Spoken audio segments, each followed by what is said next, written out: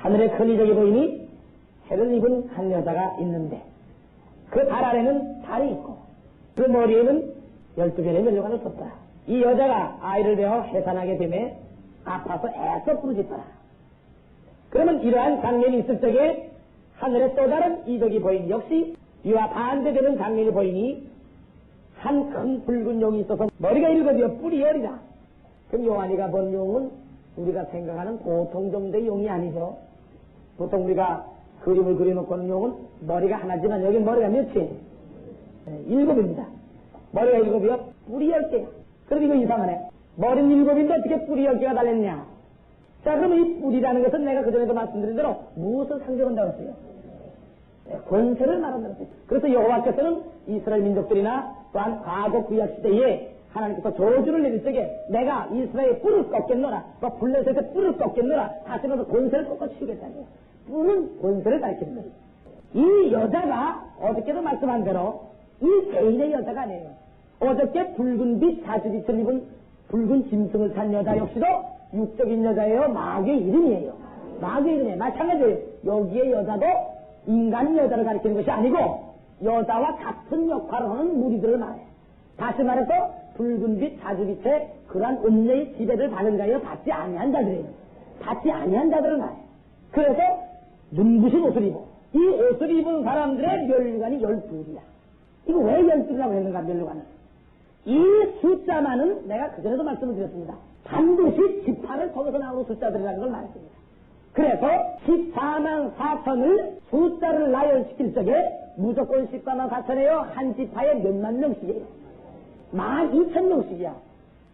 자, 이렇게 요한이 머리가 7이라 했으면 거기에 영광조차도 담겨있는 것이 7이라면 이 용의 권세는 불완전한 거예요. 거의 완벽한 거예요.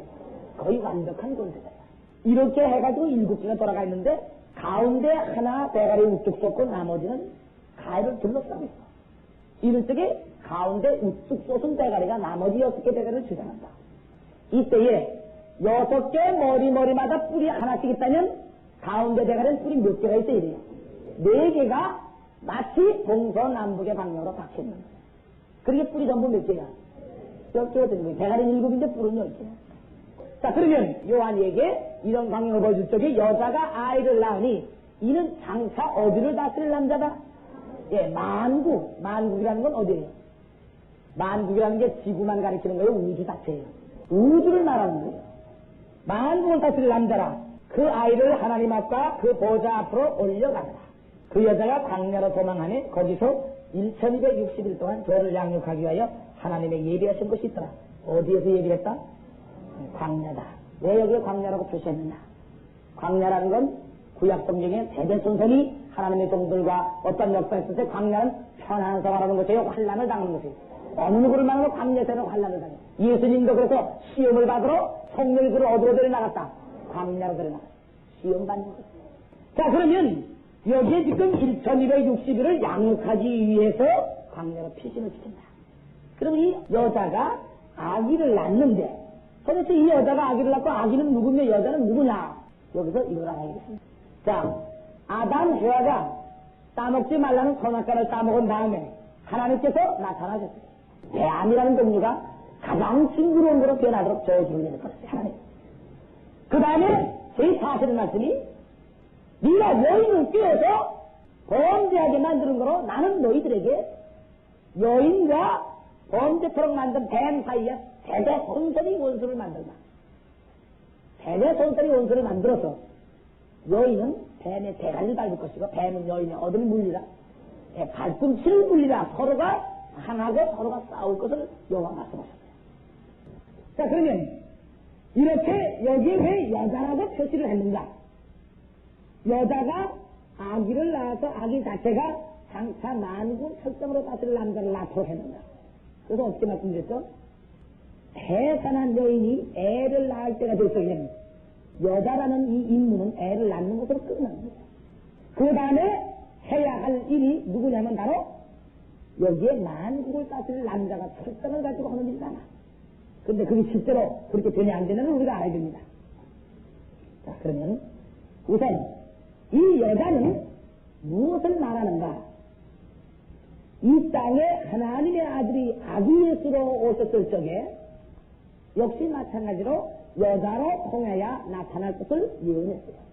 그래서 이사야 선지자를 통해서 예언할 적에 보라, 소녀가 잉태의 아들을 낳으니 그 이름을 임마누엘이라 한다.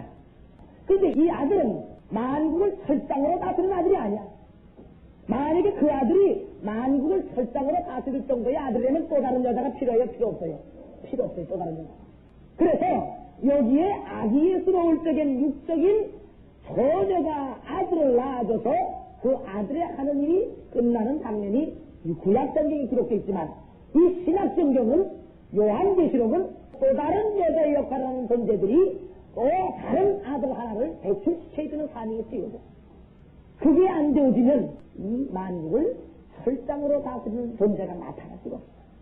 그래서 설상으로 다스리는 존재가 나타나지 않으면 마귀를 발동상시킬 수 있게 되는 거예요? 없게 되는 거예요? 발동상시킬 수가 없어요. 자, 그러면 이와 같이 아들을 낳아주기를 기다려. 그럼 이 아들은 여자를 통해서 나는데 이 여자는 바로 다른 여자가 아니에요. 주의 벌로서 시침을 받아서 주님의 권세를 만국을 다스릴 권세를 주는 역할을 만드는 여자다. 이 여자들 숫자가 완전히 만들어질 적에 아들이라는 존재가 태어나. 아들이라는 존재가 태어날 적에 이 아들의 존재는 권세가 만국을 설상으로 다스릴 권세가 맡겨져보다. 아들에게 권세를 맡겨주도록 하는 역할을 바로 12개의 면류관을 쓰는 때에 이루어져요. 이것은 12지파가 졌다는 거예요. 승리했다는 거예요. 승리한 자에게 면류관이 있는 거예요. 면류관은 빈자가 받아요. 승리한 자가 받는 거예요. 그러면 12지파가 다 승리했다 할 때에는 면류관이 몇 개가 돼요? 12개가 되는 거예요. 다시 말해서 의인에서 몇만 명이 찼다는 얘기예요. 14나 4,000명이 차면은 하나님의 아들의 권세가 어디를 다스릴 권세를 받아요? 만국을 다스릴 권세라는 건 마귀의 지배력까지도 좌우할 수 있는 권세를 받게 되는 거예요. 그리스도. 이걸 그리스도 자체가 만드는 거예요? 여자들이 만들어요? 여자가 만들어요. 이건 배워졌을 때 장면이야, 지금.